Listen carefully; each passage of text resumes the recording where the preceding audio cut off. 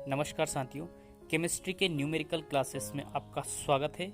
मित्रों, आज से मैं केमिस्ट्री के कुछ न्यूमेरिकल्स इस प्रकार सॉल्व करवाऊंगा जो आपको नीट और जेईई के एग्जाम में काफ़ी हेल्पफुल होंगे। यदि आप शुरू से पढ़ेंगे यहाँ पे तो आपको बिल्कुल न्यूमेरिकल्स में कोई भी समस्या नहीं आएगी। ठीक है, तो मित्रों आप ये ना समझे कि यह शुरुआत कहाँ से करिए। मैं शुरुआत इसकी पीरियोडिक टेबल से करूँगा और मैं आपको बताऊँगा एटम क्या होते हैं, बेसिक चीज़ें बिल्कुल 1 और 2 वीडियो में। इसके बाद में मैं शुरुआत से न्यूमेरिकल करवाना शुरू कर दूंगा। तो आप यदि पहले से ही जानते हैं इनके बारे में तो प्लीज़ आप थोड़े से वेट करें।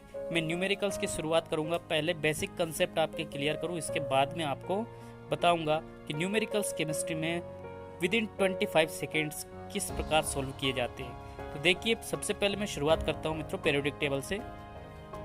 तो मित्रों ये रही हमारी आवर्त सारणी यानी पीरियोडिक टेबल। मैं बहुत हिंदी एंड इंग्लिश दोनों में आपको बताऊंगा। और नाम तो मित्रों इसके हिंदी और इंग्लिश में एक ही प्रकार से है। आप ये ना समझे कि पीरियोडिक टेबल इतनी छोटी सी चीज़ हमको बताइए। तो मित्रों ये शुरुआत है, मैं आपको 0 लेवल से लेके हाई लेवल तक लेके जाऊंगा, जिसमें आपको जो न्यूमेरिकल्स आते हैं नीट के एग्ज़ाम में, जेईई के एग्ज़ाम में, वो बिल्कुल धीरे धीरे अच्छे से सॉल्व करवाना सिखा दूंगा।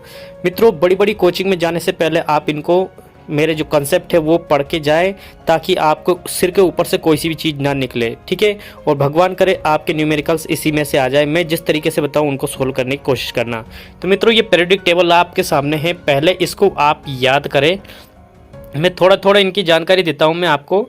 जैसे ये पीरियोडिक टेबल है, इसमें 4 ब्लॉक है मित्रों। ठीक है, ये पहला दूसरा जो ग्रुप है ना, ये वर्ग 1 और 2, ये एस ब्लॉक है। इसके बाद में 5 से लेके 10 तक ये है हमारा पी ब्लॉक।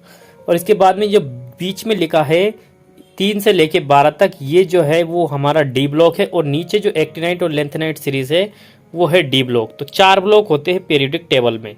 ठीक है, 4 ब्लॉक होते हैं। तो 4 ब्लॉक के अंतर्गत उनकी विशेषता देखिए यहाँ पे पहले और दूसरे में, यानी कि एस ब्लॉक में सारी सारी मेटल्स है मित्रों। मेटल्स मतलब धातु है। ठीक है, इसको क्षारीय धातु और क्षारीय मृदा धातु बोलते हैं। वर्ग 1 में यानी ग्रुप फर्स्ट में एल्कली मेटल्स होती है, और ग्रुप नंबर 2 में एल्कलाइन अर्थ मेटल यानी क्षारीय मृदा धातुएं होती है। कभी कभी ये प्रश्न भी पूछा जा सकता है, जैसे रूबिडियम कौन सी धातु है, क्षारीय धातु के क्षारीय मृदा धातु। तो पहले ग्रुप में तो ये क्षारीय धातु यानी एल्कली मेटल्स है। ठीक है, पी ब्लॉक में है, यहाँ से लेके यहाँ तक आपको देखिए ये सीढ़ी नुमा चीज़ें दिखाई दे रही होगी। ये जो है ये सारी की सारी मेटलॉइड्स है, जैसे boron, silicon, arsenic, tellurium, antimony. ये क्या है मित्रों, ये मेटलॉइड्स है यानी कि उपधातु है। और इसके इस तरफ सारी के सारी धातुएं हैं, और इस तरफ जो है पूरी के पूरी अधातुएं हैं। अधातु मतलब नॉन मेटल्स। और ये जो आपको सीढ़ी नुमा संरचनाएं दिखाई दे रही है, ये है मेटलॉइड्स यानी उपधातुएं, और ये होती है मेटल्स सारी सारी। ठीक है मित्रों, यानी एस ब्लॉक में पूरी के पूरी क्या है, मेटल्स है यानी कि धातुएं हैं। और पी ब्लॉक में भी क्या है, पी ब्लॉक में धातु, उपधातु और अधातु तीनों चीजें हैं, मेटल, नॉन मेटल और मेटलॉइड्स। इसके बाद में यहाँ पे देखिए मित्रों, जो डी ब्लॉक है अपना सारा का सारा मेटल्स का बना हुआ है। इससे पूरी की पूरी क्या है, मेटल्स। ए ब्लॉक्स में जो है मित्रों वो हैवी मेटल्स है। ठीक है, इसके बाद में थोड़ी जानकारी आपको और दे देता हूँ यहाँ पे। जैसे ये हाइड्रोजन है, ये पहले नंबर पे, इसी प्रकार से आपको याद करना है। पहले नंबर पे हाइड्रोजन, दूसरे नंबर पे हीलियम, लिथियम, बेरिलियम। ठीक है, boron, carbon, nitrogen, oxygen, fluorine, neon.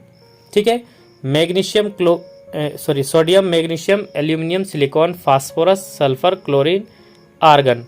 इसके बाद में potassium, calcium, scandium, titanium, vanadium, chromium, manganese, iron, cobalt, nickel, copper, zinc.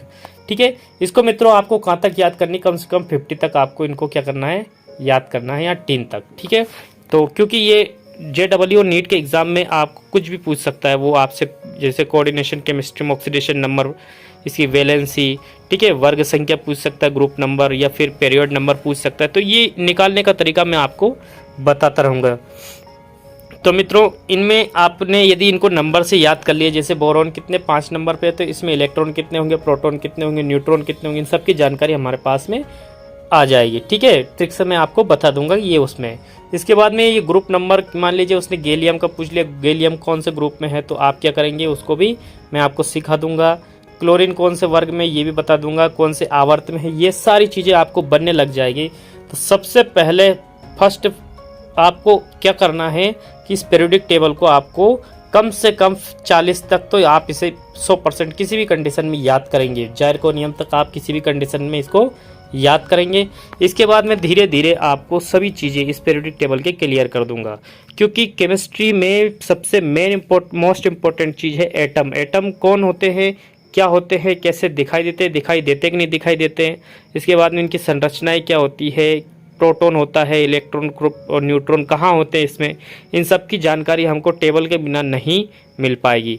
ठीक है मित्रों, तो आप पहले नंबर पे पीरियोडिक टेबल याद करें। इसके बाद में नेक्स्ट वीडियो में मैं आपको बताऊंगा मित्रों एटम क्या होता है, ये जो पीरियोडिक टेबल में कहाँ पे है, और ये सारे एटम्स के नंबर्स और इनमें प्रोटॉन न्यूट्रॉन्स की संख्या कैसे फाइंड करते हैं। इसके बाद में हम इसमें गहराई से पढ़ते रहेंगे। धन्यवाद।